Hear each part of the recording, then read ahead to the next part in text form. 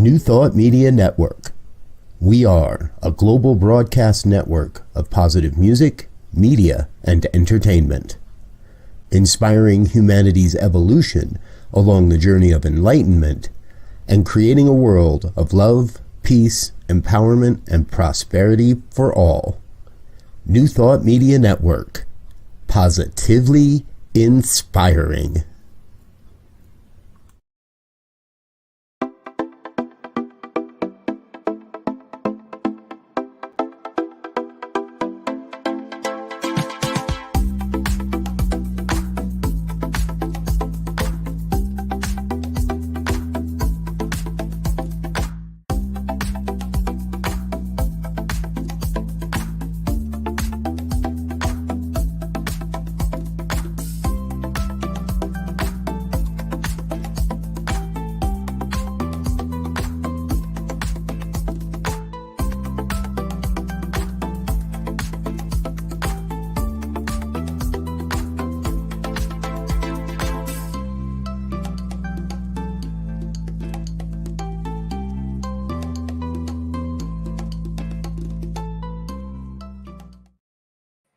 Hi, welcome to Global Focus Today. I am your host, Reverend Sharri Johnson, and we have a wonderful guest today who is visiting us from New Jersey. And I'm going to tell you just a little bit about him because I want him to tell you his story himself. But I was tickled when I was reading his bio because I remembered a joke I heard when I was a little kid about how the grandpa was asking each of the kids what they wanted to be when they grew up. One wanted to be a fireman, and one wanted to be a teacher, and one wanted to be a doctor, and one wanted to be a minister. And they didn't go to church a lot. So the dad kind of wondered what was going on. And he said, well, why do you want to be a minister? And he said, because you only have to work one day a week.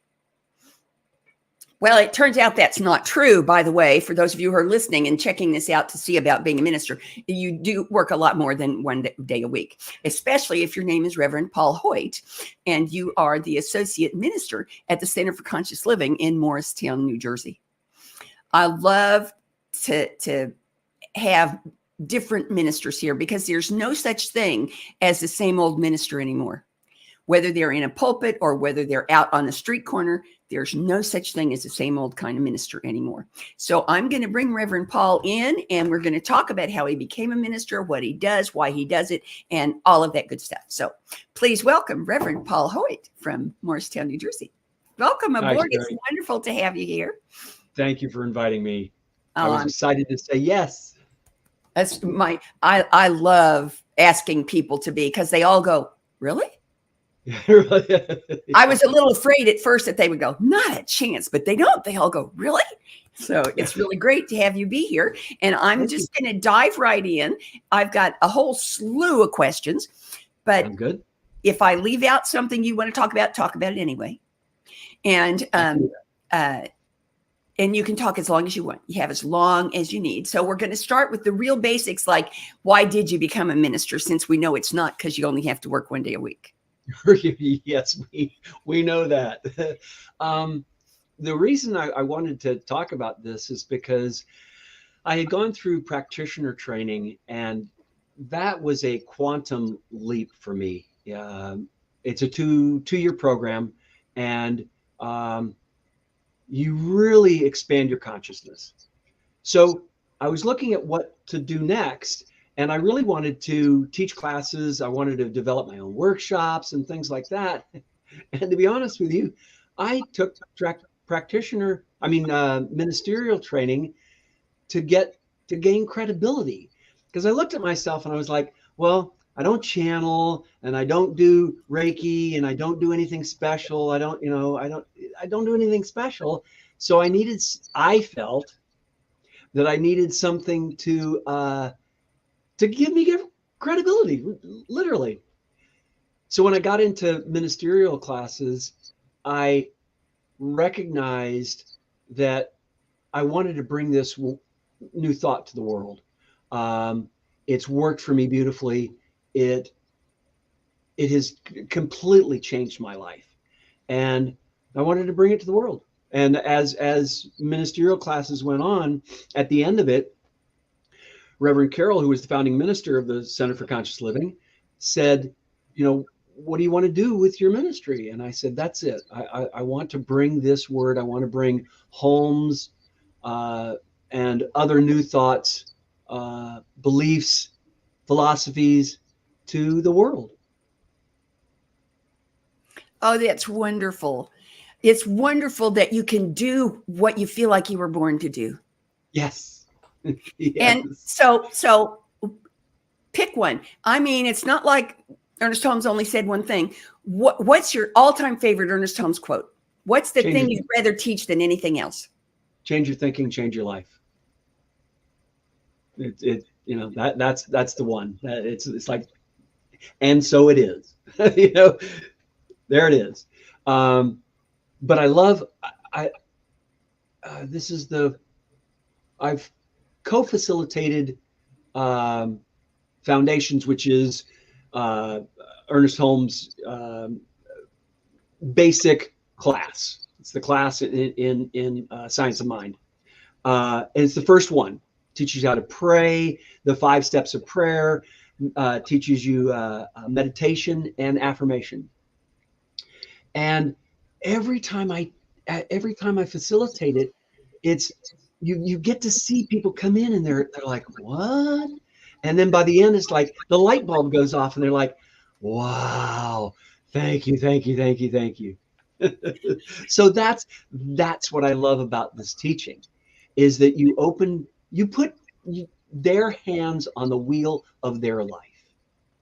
Yeah. They get to be in control of their life, as opposed to be a victim to whatever is out there and all that. So for me, that was like, man, if I can, the more people I can bring this philosophy, this faith, and it says right on the book, Science of Mind, philosophy, faith, a way of life, because it's not a religion.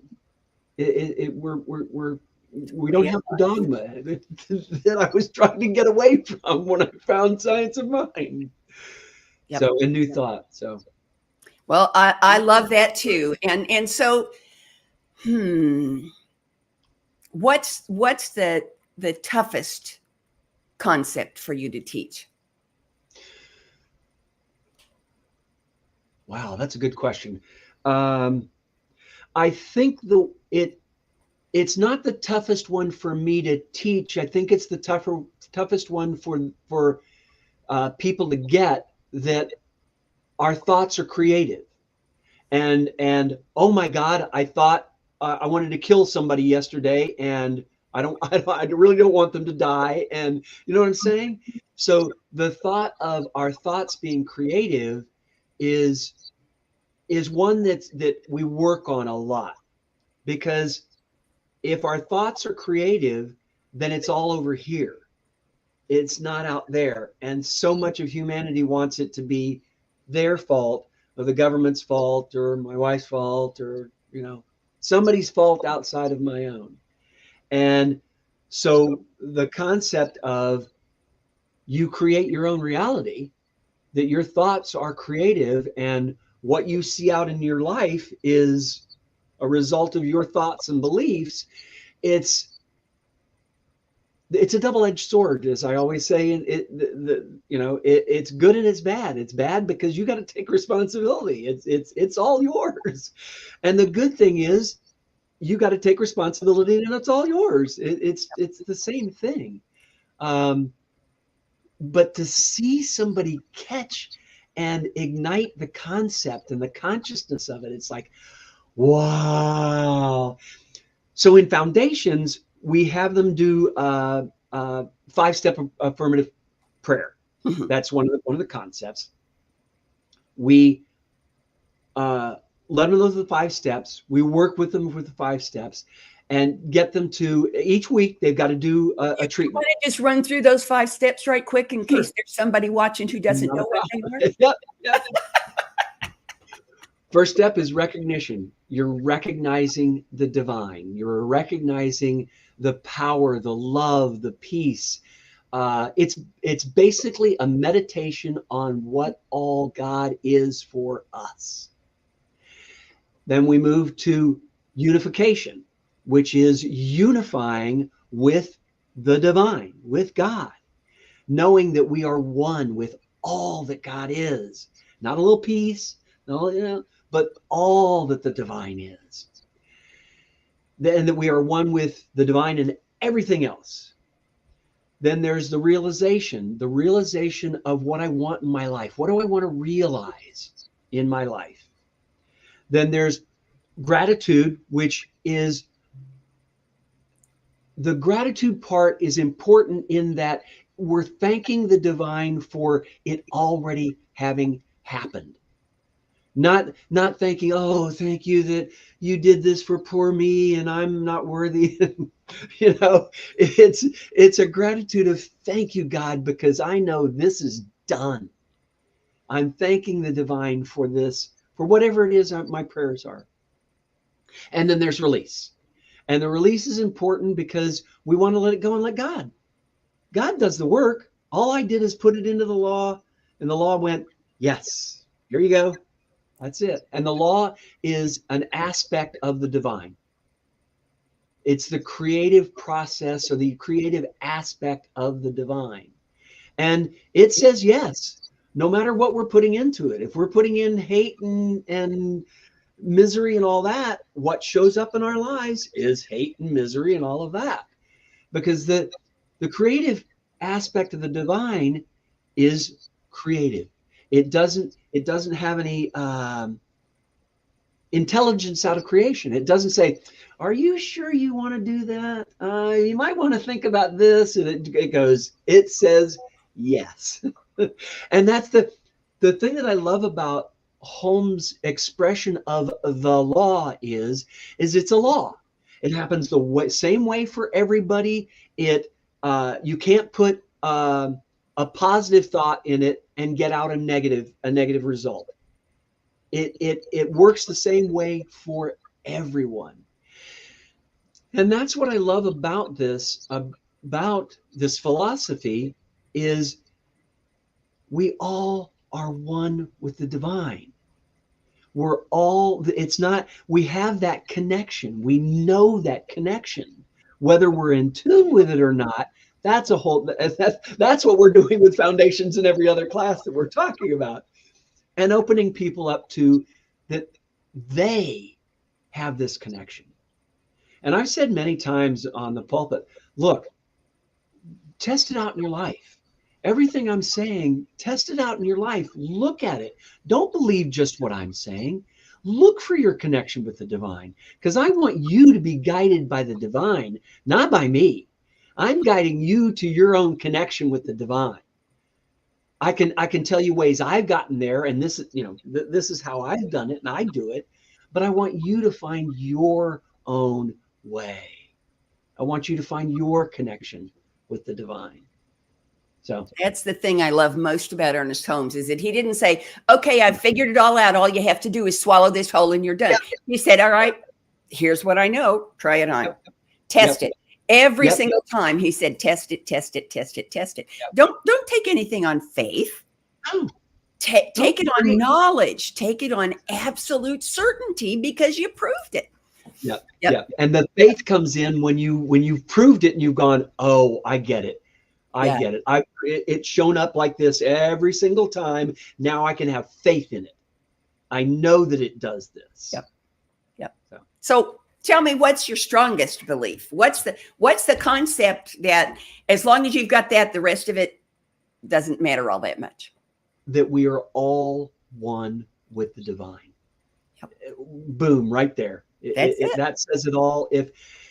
And I go to myself with that. I mean, that's an affirmation for myself that I am one with Source. I am one with the well-being of Source. God is my source of complete well-being. And any situation that I'm in, that I'm struggling with, if I go there, if I connect with that, then I can step back and go, okay, I know this. I've proven it. I am it, and God's going to take care of whatever it is, because I know to the core of my being that God's got my back. And And what I know is that everything you just said is true, and it's not near as easy as it sounded. So tell us how you go about that. All right. All right. Um, How do you get in that place?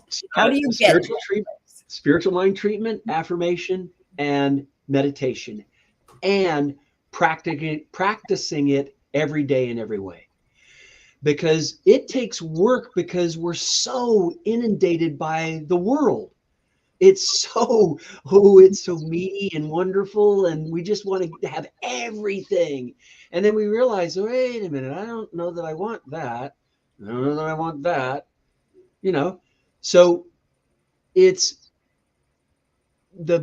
I say this all the time. Every class I teach, I talk about, do you know how you get to Carnegie Hall? Practice. Practice. And I do it. I practice every day in every way. And I tell on myself almost every time I do a sermon. I pull things from my life and say, look, I'm just like you. I get caught in life all the time. And this is how I got out. This is what I did to reconnect with the divine. But man, I'm telling on myself all the time. Well, I think that's the reason ministers are human, is because it gives us an unlimited store of anecdotes that we can pull from. Yes. Let me. You were talking about my connection with the divine, and how solid it is. I've been doing the New Thought work since 85. A friend of mine turned me on to Power Through Constructive Thinking by Emmett Fox. It completely changed my life. I did not let that book out of my hands for about a year and a half. And for me, the bridge was, I was raised an Episcopalian, so there was all of that Christianity stuff. But it didn't speak to me. This spoke to me, but it was still in the language of Christianity. It was just a different expression of Christianity. And I ate it up. It was so profound. And it got me started on my journey. And so I found the Center for Conscious Living, got married in 86, the year after I got turned on to Power Through Constructive Thinking. My wife and I found the Center for Conscious Living and Ernest Holmes, and we were there. We were home. And so we started doing all the classes and everything. And I got into, my wife did practitioner training, and I went, no way. You can have that. I'm not doing it. Not doing it. And 2 years later, of course, I did it. Yeah. And she co-facilitated my practitioner class, which was a whole nother story. But then we went through ministerial classes together. In 2014, she was about this big around, and she was dying. Oh. She had cancer. She was really scared. She'd been diagnosed with it in 2008, real small, nothing. We dealt with it. And by 14, she was dying, late 14. And I said to her, sweetheart, let's go to the doctors and just get a baseline, just see where you're at. Because she didn't want to go the doctor route, which I understood. And I said, however this is your body, this is not mine. You tell me how we're going to deal with this. We're going to work through this. And I followed her lead wherever she went. And she said, okay. So we went to a doctor, and he got an cystoscope and put it in her urethra. And he went, oh my God, you're not only your bladder, but your urethra is filled with cancer. We were devastated. We were completely devastated. And he wasn't gentle. He was, that's a whole nother story. So we left there, and we just knew that next week she was going to be dead. I mean, it was just, we were scared to death. So the next day at work, I was a cabinet maker, and went into work, and I worked, and about 3 times during the day, Sharri, I went back in the back by myself and just sobbed, just broke down and sobbed. And all I could get to, Sharri, was my wife's going to die a slow, painful death, and I'm going to have to watch. I couldn't get to a better thought. I couldn't get to positivity. I couldn't get there. I just couldn't do it. And that night, it hurt. It was just, it hurt. And that night I went, God, I can't do this. I can't do this. So I tapped into my knowingness, and I said, I know. I'm talking to God. I said, I know that if she lives great, wonderful, fabulous. Thank you, thank you, thank you. And if she dies, that you will get me through it. And I said, I give it to you. I'm letting it go. And from that point on until about 6 days before she did pass, I never thought about her passing. I never worried about it. I never considered it. It was like, okay, next day, what are we doing this day? What are we doing this day? What are we doing this day? What are we doing this day? So she got a blood transfusion, which was amazing because she was losing blood because of the bladder being filled with cancer, and she wasn't able to evacuate urine. Went to a urologist. He said, we got to take that thing out. We took it out, and when it was done, she had an ostomy bag, and we're in the, after the surgery, a couple of days later, we're like, well, she's had a CAT scan, and they said she's cancer free. We've done a CAT scan, and there's no cancer. So we're like, oh, thank God we dodged the bullet. Thank God, thank God, thank God. And so she was going back every 3 months to check and stuff. And in November of 2000, because that was in March of 15, and in November of 15, it was back. And she was trying to do alternative things, and it was progressing and progressing. And by June of 16, she finally said, I've got to go. We got to go do chemo and all that kind of good stuff. And we did that, and it was killing her. And it worked to a degree. Then they were doing an immunotherapy drug, and she had a reaction to it. And she was in the hospital for 10 days and came out of that. I mean, she kept coming out. We were in the hospital all the time. So I was used to hospitals and her going in, and they do something and we were out and all this kind of good stuff. And finally, at the end, when she had the reaction to the immunotherapy drugs, we got her through that, got her into rehab, and we left rehab because there were some things that they couldn't do.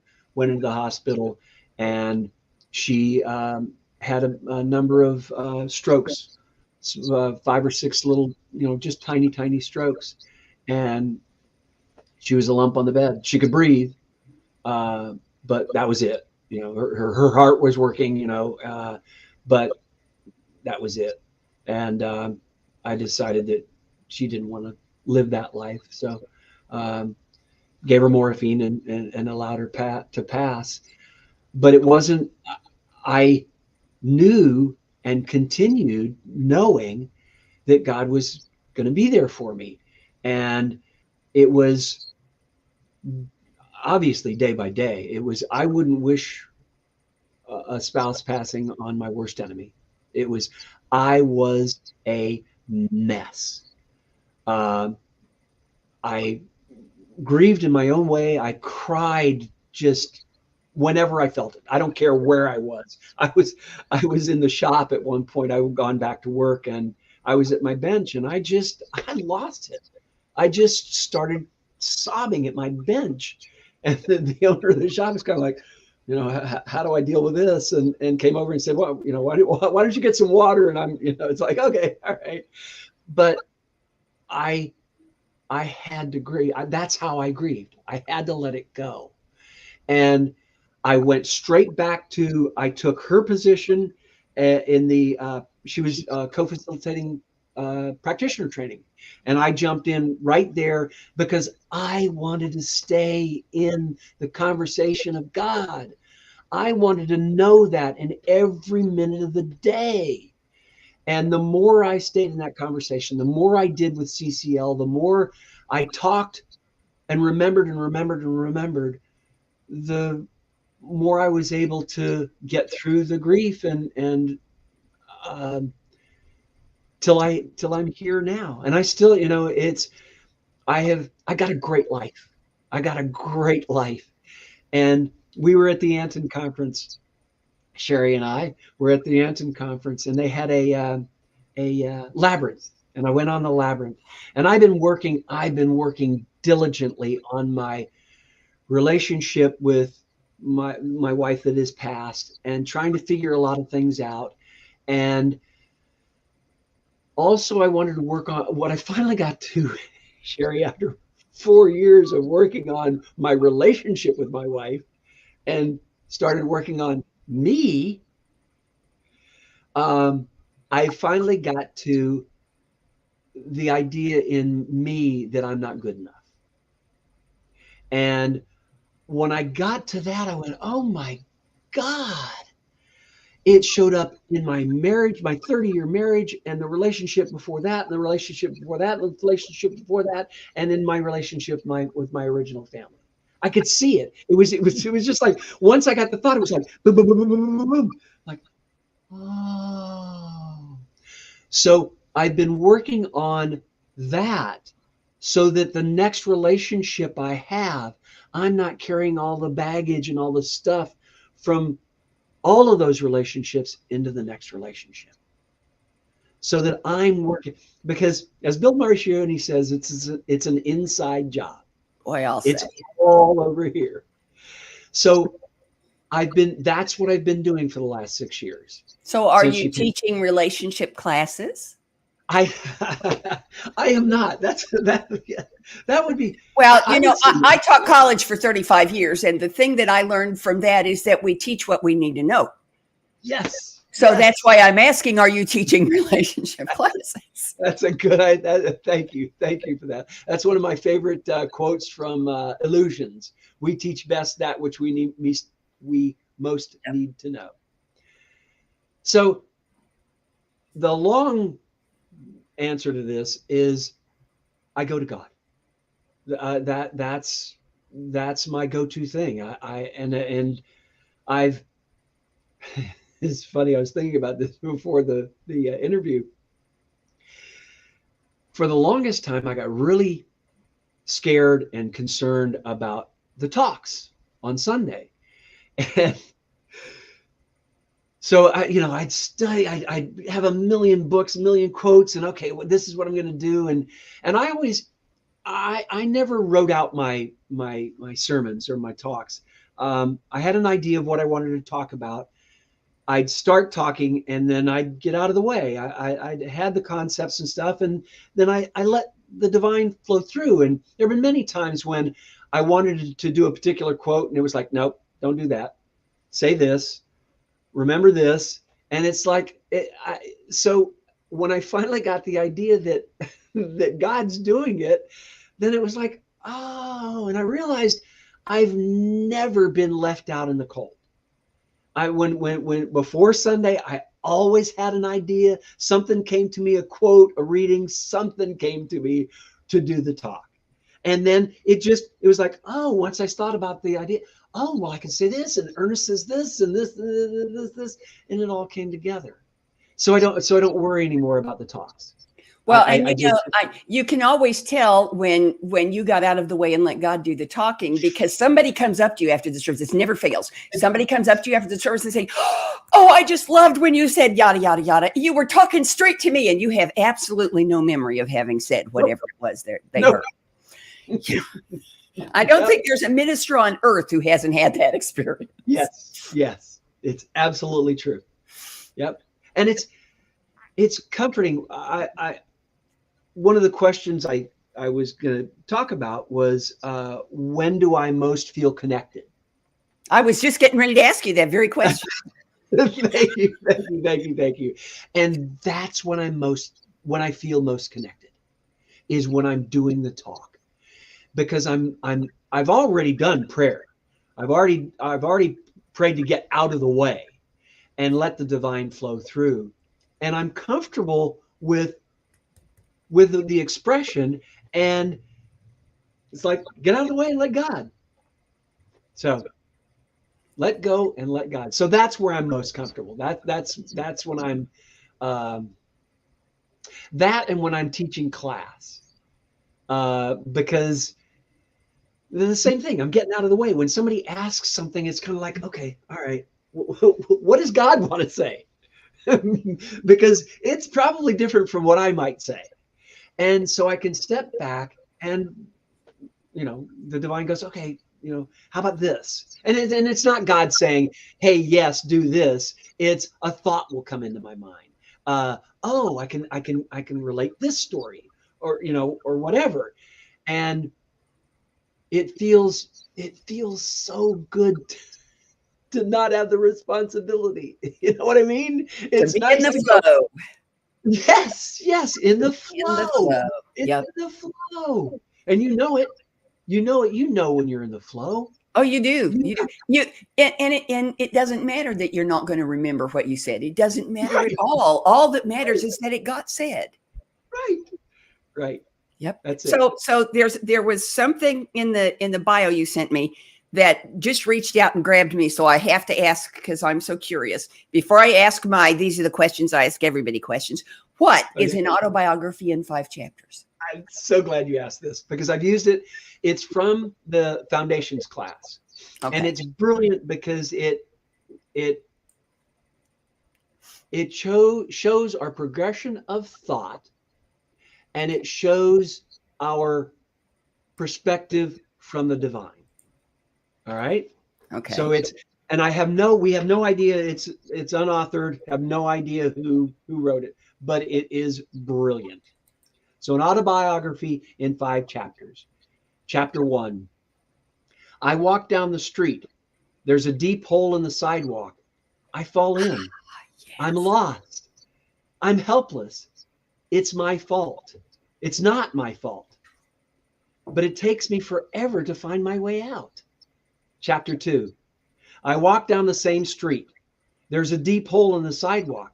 I pretend I don't see it. I fall in again. I can't believe it. I'm in the same place. It isn't my fault, but it still takes me a long time to get out. Chapter 3. I walk down the same street. There's a deep hole in the sidewalk. I see it there. I fall in. It's a habit. But now my eyes are opened. I know where I am, and it is my fault. I get out immediately. Chapter 4. I walk down the same street. There's a deep hole in the sidewalk. I walk around it. Chapter 5. I walk down a different street. Yes. I love that. It is always appropriate. Nobody ever hears that and goes, "Oh, that doesn't sound like me the least bit." Right. Because Yes. somebody who's never heard it before, you say the first sentence and they're telling the story with you right then. Yep. They've got it. That's how real it is. I love that. Okay, so here's my first everybody gets this question. Okay. How does your ministry support, encourage, enhance, whatever verb you want to use, conscious evolution? Because my ministry is letting everyone know that the divine is right at hand, that the divine is right here. And when people wake up to that knowingness, then it changes the consciousness. And we're all one. One person changes the consciousness, it changes the consciousness of the universe, the infiniteness. There's no So such yeah. thing as a tiny change. Oh, no, no, no, Okay, no, so here's the second one, which is very similar, but a little bit different. How does your ministry contribute, support, enhance, pick your verb, world peace? Because what we're talking about, the Center for Conscious Living's mission statement, and I'm right with them. It's not the full quote. It's the transformation of the planet, of the universe, through the transformation of individuals. That's our mission statement. And that's what we're trying to do. That's why we do foundations and practical, spiritual practices and every other class we can think of, to elevate everyone's knowingness that they are magnificent. There is only one of all of us. There's nothing less than, there's nothing messed up. There is us as individualized expressions of God, and that's miraculous because there's only one of us. There's only one you, one me, one everybody. There's only one life, and we're it. Exactly. Exactly. Excellent. Yep. Okay, so here's the third one. Okay. Will you come back? Oh, I'd love to. Okay, good. I got the calendar out. Nobody gets away with this. All right. My next opening is August the 1st. Can I book you in? Let me check the all important calendar. Oh, yes. Always check the all important calendar. That's a Tuesday? It's always a Tuesday. That's when my show is. Sorry, I got smart and I turned off my phone so I wouldn't get notifications and stuff. Yes. Yes. It works. I've learned to say yes. You are in the calendar for Tuesday, August the 1st. Cool. Thank you so much for being with us. That's one of the things I want to talk about is saying yes. Yeah. Yeah. All right. Yeah. And so next week, our guest is another delightful person with a totally different kind of ministry from anything you've ever seen. Reverend Dr. Janine Burns. Her ministry is called Guiding Light Foundation, and her website is called Spirituality Rocks. Now, I can just hardly wait to hear more about that, don't you think? So come back, same time, same station next week. Thank you so much for being with us. Bye-bye. Amazing.